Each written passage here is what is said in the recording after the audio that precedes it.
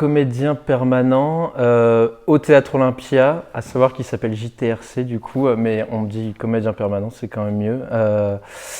C'est assez simple en fait, on est des comédiens sortant d'école supérieure, on a passé une audition pour pouvoir entrer ici et être dans la vie du théâtre, c'est-à-dire participer aux créations du directeur et des artistes associés.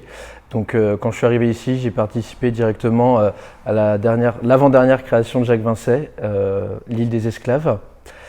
Par la suite, j'ai travaillé avec Vanessa Campomala sur Monument hystérique. Donc voilà, c'est ça, c'est travailler avec des artistes associés, le directeur du théâtre sur des créations, participer à la vie du théâtre aussi, et faire des actions culturelles sur le territoire en lien avec les projets qu'on mène. En général, c'est des ateliers qu'on fait dans des collèges, lycées.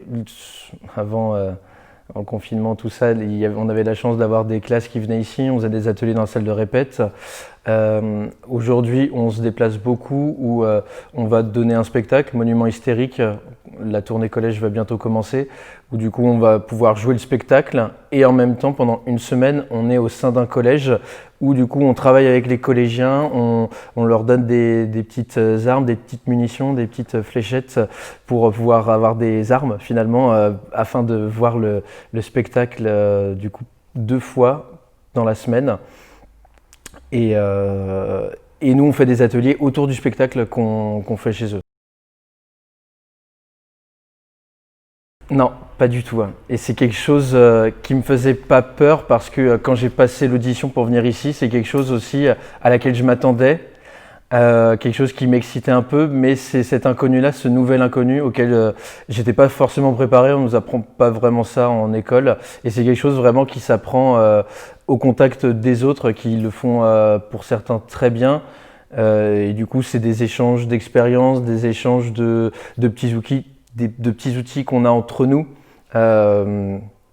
pour nous échauffer nous, mais adaptés à des enfants qui ont aucune maîtrise du théâtre et qui ont aucun savoir entre guillemets, qui veulent pas d'eux-mêmes forcément en faire. C'est leur donner envie d'approcher un peu ces choses-là et de libérer la parole. Et on voit des choses parfois qui sont vraiment super sur des jeunes qui ne veulent pas spécialement prendre parti, position ou pas forcément travailler ensemble, et on forme des groupes parfois pas en fonction des affinités et ça leur permet de travailler quelque chose et de travailler ensemble, et je trouve ça toujours très beau ce qui en sort.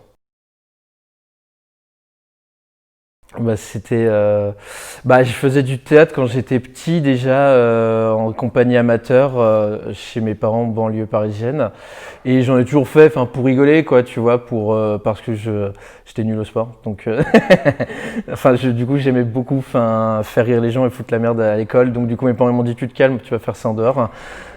Du coup j'ai fait ça en dehors, et j'ai fait du théâtre en compagnie amateur, mais c'était plus une passion qu'autre chose. Et une fois, j'ai vu un spectacle de Wajdi Mouawad à la Colline, c'était Ciel aux Ateliers Berthier.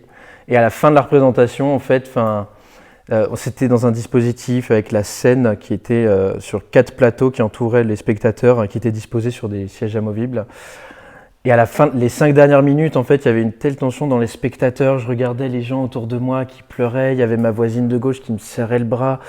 Et j'ai senti un truc entre ce qui se passait au plateau et cette tension entre les spectateurs et les gens, les acteurs sur scène. Et je me suis dit, au salut, j'ai senti quelque chose de très très fort. Et je me suis dit, c'est pour ça que je veux faire, c'est ça que je veux faire de ma vie, quoi. Je veux faire du théâtre.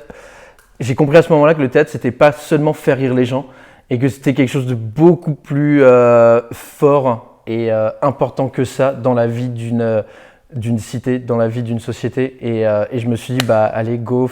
J'en ai parlé avec mes parents et j'ai eu la chance d'avoir des parents qui m'ont toujours soutenu, donc ça, c'était très chouette. Une vraie chance. Donc du coup, après le bac, j'ai pris des cours à Paris, du coup dans des conservatoires. J'ai fait les ateliers du Suden pendant 3 ans, et j'ai préparé surtout avec l'optique de préparer les concours pour les écoles supérieures. Du coup, que j'ai passé, ça a mis un peu de temps. J'ai passé pendant 3 ans les concours que j'ai eu l'ESSAD, très content d'avoir fait l'ESSAD pendant 3 ans. L'école supérieure d'art dramatique de Paris. Du coup, il y a 13 écoles supérieures en France. L'ESSAD fait partie de ces 13-là, 13 ou 14, je ne sais plus. Et du coup, il y en a 3 à Paris. Il y a le Conservatoire supérieur d'art dramatique, le plus réputé, le plus ancien. Le CFA d'Asnières, des comédiens par alternance, et l'ESSAD, du coup, qui est une école qui se situe à Châtelet-Léal. Et du coup, pareil, sur concours, on a une promo de 14 pendant 3 ans. Et on travaille à la fois le matin avec des ateliers du coup, qui sont réguliers pendant les 3 ans. On a fait beaucoup de respiration. On a appris à maîtriser notre appareil respiratoire, de la danse, de la voix parlée, enfin vraiment des ateliers vraiment qui viennent en profondeur nous apprendre les bases du métier d'acteur.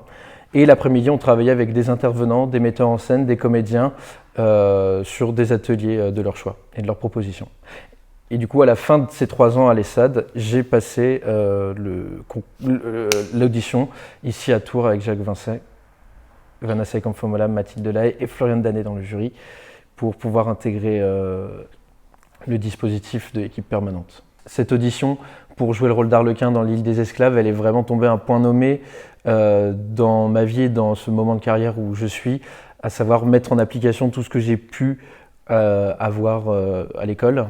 Et je sais pas si c'est bon mot, le cristalliser, mais vraiment m'approprier tout ça et en faire une force et avoir pu et pouvoir avoir une régularité du coup, dans ce métier au fur et à mesure des projets, parce que ça s'est vite enchaîné. Il y a eu l'île des esclaves, puis Monument hystérique, avec 2 metteurs en scène différents.